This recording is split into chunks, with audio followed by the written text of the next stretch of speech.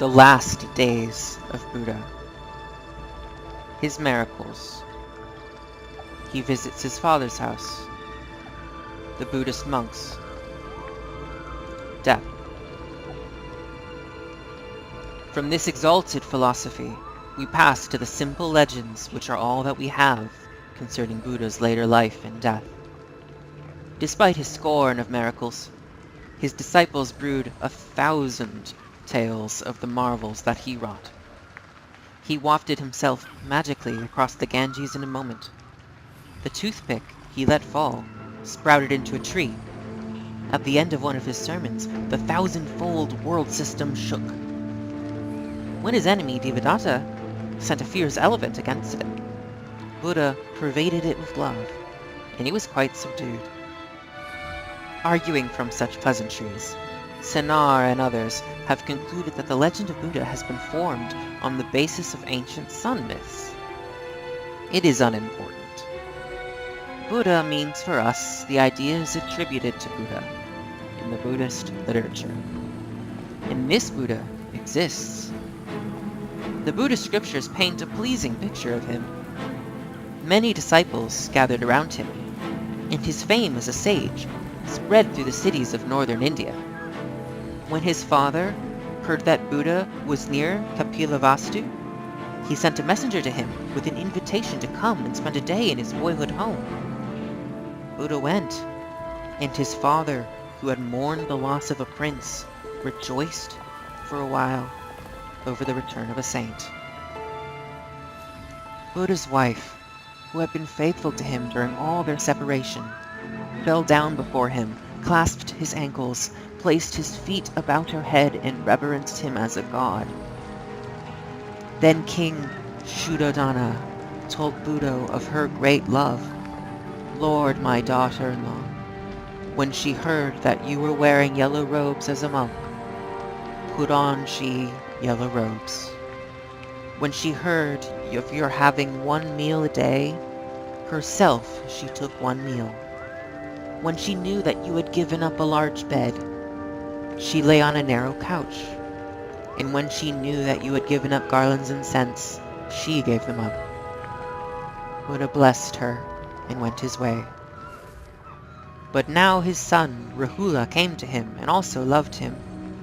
"Pleasant is your shadow, ascetic," he said. Though Rahula's mother had hoped to see the youth made king, the master accepted him into the Buddhist order. Then another prince, Nanda, was called to be consecrated as heir apparent to the throne. But Nanda, as if in a trance, left the ceremony unfinished, abandoned a kingdom, and going to Buddha, asked that he too might be permitted to join the order. When King Shuddhodana heard of this, he was sad and asked a boon of Buddha. "When the Lord abandoned the world," he said, "it was no small pain to me. So when Nanda went, and even more so with Rahula, the love of a son cuts through the skin, through the hide, the flesh, the sinew, the marrow.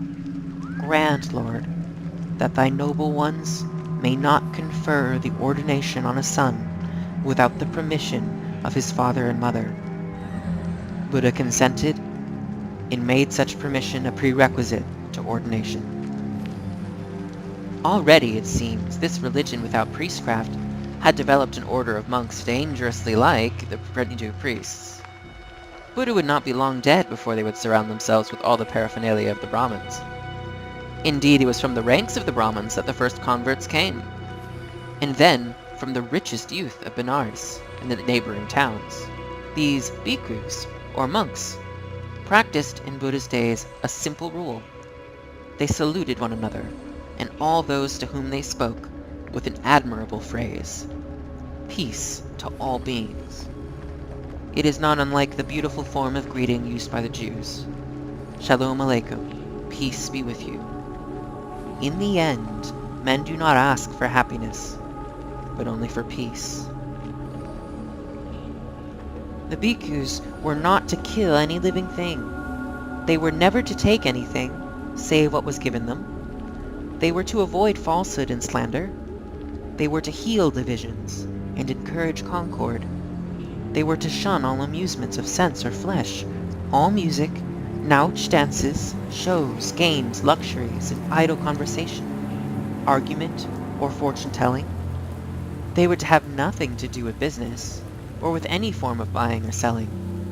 Above all, they were to abandon incontinence, and live apart from women in perfect chastity.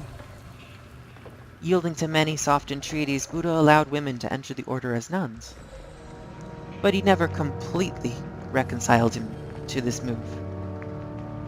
If, Ananda, he said, women had not received permission to enter the order, the pure religion would have lasted long. The good law would have stood fast 1,000 years. But since they have received that permission, it will now stand fast for only 500 years. He was right. The Great Order, or Sangha, has survived to our own time, but it has long since corrupted the Master's doctrine with magic, polytheism, and countless superstition. Towards the end of his long life, his followers already began to deify him, despite his challenge to them to doubt him and to think for themselves. Now, says one of the last dialogues, the venerable Sariputta came to the place where the Exalted One was, and having saluted him, took his seat respectfully at his side, and said, Lord, such faith have I in the Exalted One, that methinks there never has been, nor will there be, nor is there now, any other, whether Brahmin or wanderer, who is greater and wiser than the Exalted One, as regards the higher wisdom. Grand and bold are the words of thy mouth, Sariputta, answered the Master. Verily, thou hast burst into a song of ecstasy. Of course, then, thou hast known all the Exalted Ones of the past, comprehending their minds with yours, and aware what their conduct was with their wisdom, and what the emancipation they attained to. Not so, O Lord. Of course, then, thou hast received all the Exalted Ones of the future, comprehending their whole minds with yours. Not so, O Lord.